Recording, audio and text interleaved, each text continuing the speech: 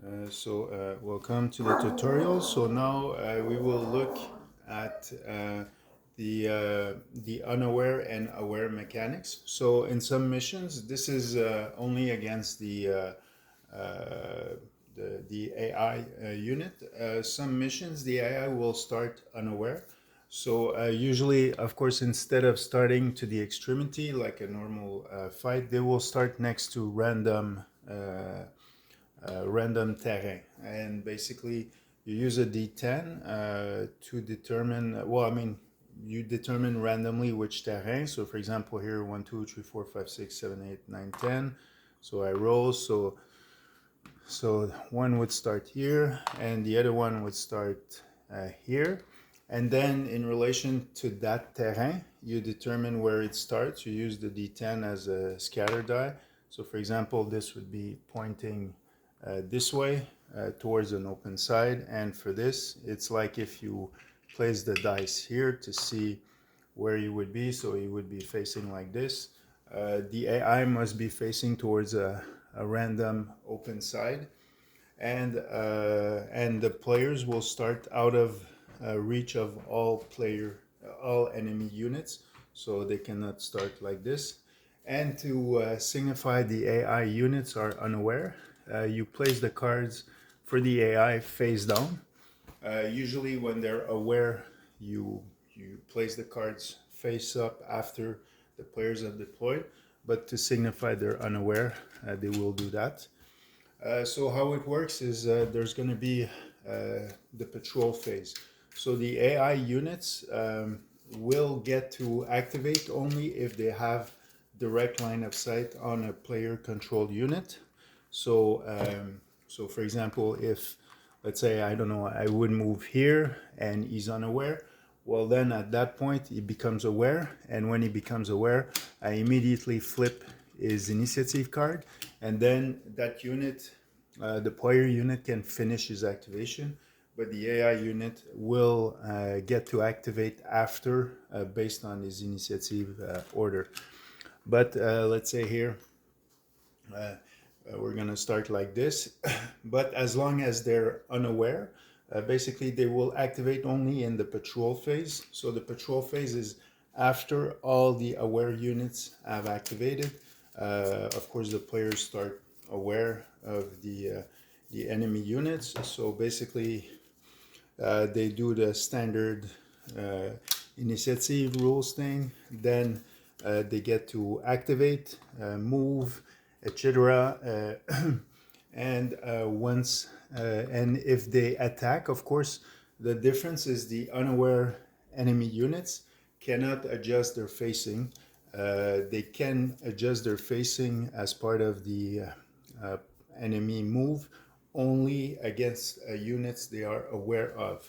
So, for example, if this unit never had line of sight on me and I move here, and let's say he's in this position but he never had line of sight on me, well then I can move in and attack him and he won't adjust his facing, contrarily to the standard rules, to defend itself towards this.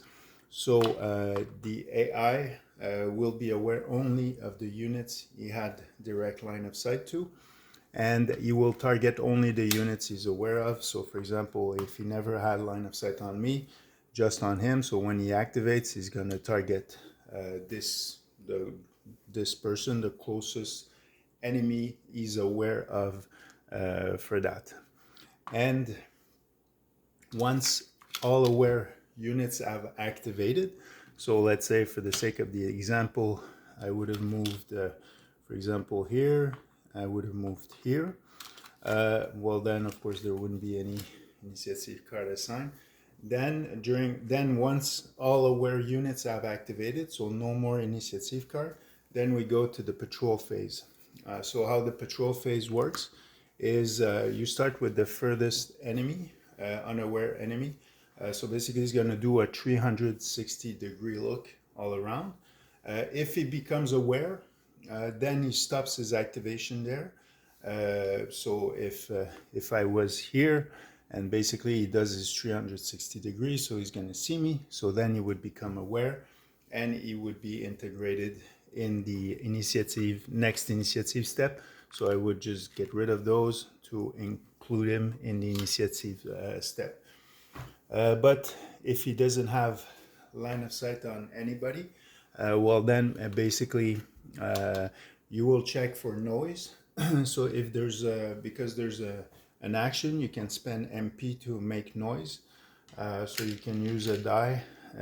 It's adjacent to the player. So if there's a noise token within 8 movement points of the enemy unit, he will patrol towards that noise token. Then if he has, let's say, an ally of his that is dead, so let's say he looks around, he sees this guy's dead, so he's gonna patrol, he's gonna advance toward his dead ally, and when he reaches it, you remove the dead ally, and same thing with the noise. If ever he reaches it, you remove the noise token, and the noise will be removed no matter what at the end of the patrol phase. If none of those conditions, so there's no bodies, no noise, basically he will advance 8 MP, 4 movement points in the direction he's currently facing. So he's going to do 1, 2, 3, 4, for example. And at the end of his activation, he'll turn towards a random open side. So you just roll a d10. And for example, he would be facing this direction. No, it doesn't have to be exact, but around in this. So next turn, players know he's going to do a 360 and then advance towards that direction, unless they made some noise or there's a body that he's going to see. And if during his patrol, so for example, let's say he would advance here.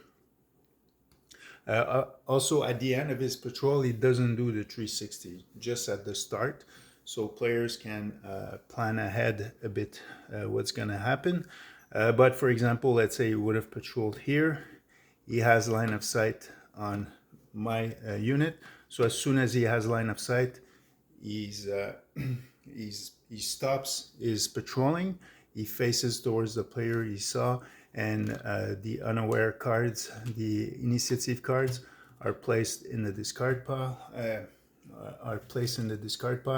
And basically, in the next initiative phase, he's going to be considered aware because he doesn't have any initiative card assigned to him. If he still has initiative card assigned to him face down, then he would be considered unaware. So basically, with those mechanics, you can take advantage of flanking advantages, back arc advantages. You can make noise to lure them in. Usually these missions, the infiltration missions, there are more enemies in it, and sometimes there might be traps, but that's another tutorial. That it uses the D10s here, but we'll see that in the next tutorial.